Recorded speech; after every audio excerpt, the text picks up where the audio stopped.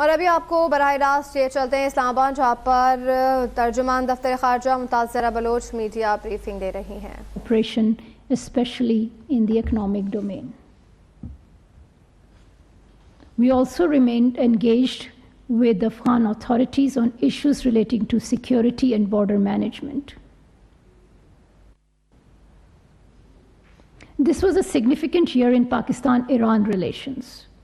In May, the two sides inaugurated Mant-Pishin border sustenance marketplace and the 220 kilowatt Bolan-Gabd electricity transmission line.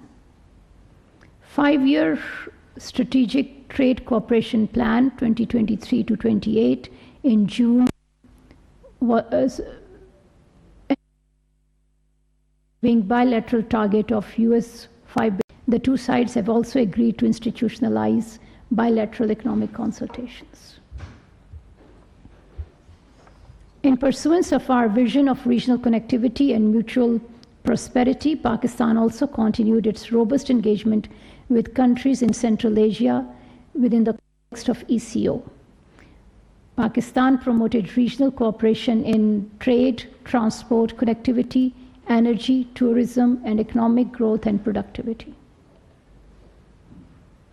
In 2023, Pakistan continued to cooperate and engage with our partners in Europe to develop deeper economic collaboration, cooperation in climate action, and finding opportunities in higher education and employment. We also continue to engage with the European Union on the importance and utility of GSP+. In March, the European Union removed Pakistan from the list of high-risk countries, recognizing Pakistan's performance in overcoming technical issues in anti-money laundering and counter-financing of terrorism. Counter-terrorism, arms control, and climate change were key areas of engagement with bilateral and regional partners. Bilateral talks were held on counter-terrorism with China, Iran, Russia, United Kingdom, United States, and the European Union. In line with the principles of policy of the Constitution, we continue to advance engagement with Islamic countries, both bilaterally and in the framework of OIC. Pakistan participated actively in OIC contact groups on Palestine and Jammu and Kashmir. Pakistan persistently advocated the causes of the Muslim Ummah, including protection of the holy Islamic sites and on Islamophobia and acts of Quran burnings in Europe. Pakistan also continued to advocate for the Palestine cause and supported international initiatives calling for an end to siege in Gaza and provision of immediate and humanitarian assistance to the Palestinian people. Pakistan also sent humanitarian supplies for the people of Gaza. Pakistan also reinforced its outreach and dialogue with ASEAN and its member countries with several high-level meetings and visits and implementation of ASEAN-Pakistan engagement plan. Pakistan continued to pursue a policy of peaceful neighborhood based on mutual respect and sovereign equality with all countries of South Asia. Relations with Sri Lanka, Maldives, Nepal, Bhutan, and Bangladesh witnessed positive developments with high-level engagement and dialogue. There were no major developments in Pakistan-India relations. A Hindutva-inspired nationalist government continues to act as a regional bully and create hurdles in development of normal bilateral relations. Pakistan has consistently maintained that bilateral relations not fully normalize until the resolution of all outstanding dispute, especially the core dispute of Jammu and Kashmir. Under the Pakistan-India Protocol on Visits to Religious Shrines of 1974, Pakistan issued over 6,000 visas to Sikh and Hindu Indian pilgrims to visit Pakistan for various religious and festival occasions. Pakistan also released 486 Indian prisoners this year, of which 380 were civilians and rest were fishermen.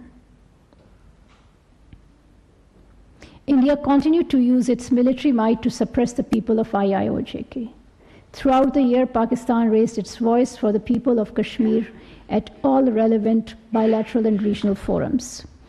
Also categorically rejected the Indian Supreme Court's judgment on the status of Jammu and Kashmir. The Foreign Minister of Pakistan wrote letters to the leadership of the United Nations, OIC, and the EU, inviting their attention to different developments in IIOJK, including the latest illegal decision of the Indian Supreme Court. The Organization of Islamic Cooperation consistently expressed support for the Kashmir cause. 2 meetings of OIC contact group on Jammu and Kashmir were held this year in March and September.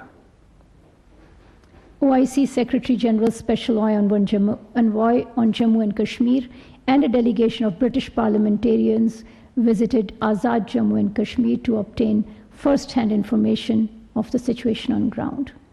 These visits also brought a spotlight on the plight of Kashmiri people and atrocities of Indian occupation forces. The well-being, welfare, and facilitation of our diaspora remains our priority.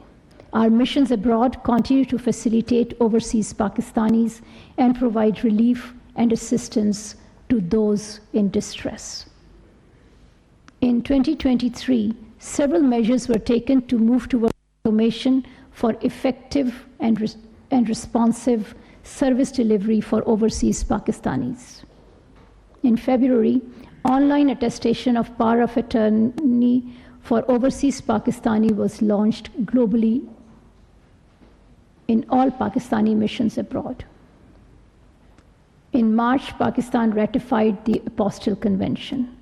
The government of Pakistan has started accepting apostille documents issued by contracting parties to the convention.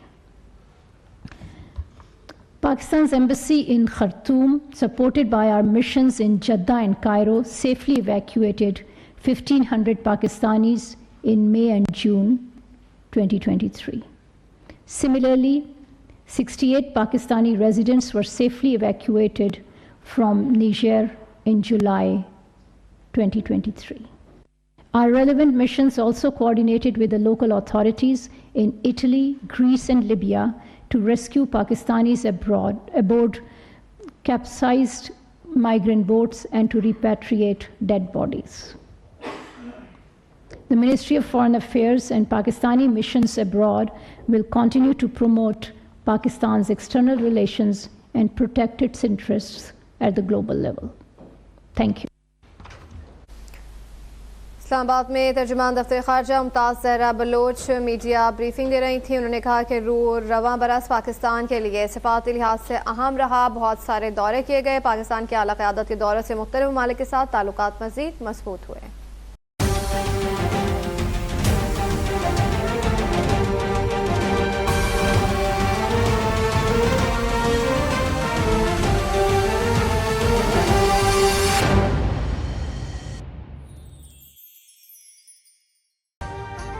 अभी subscribe करें ताकि कोई खबर रह न जाए।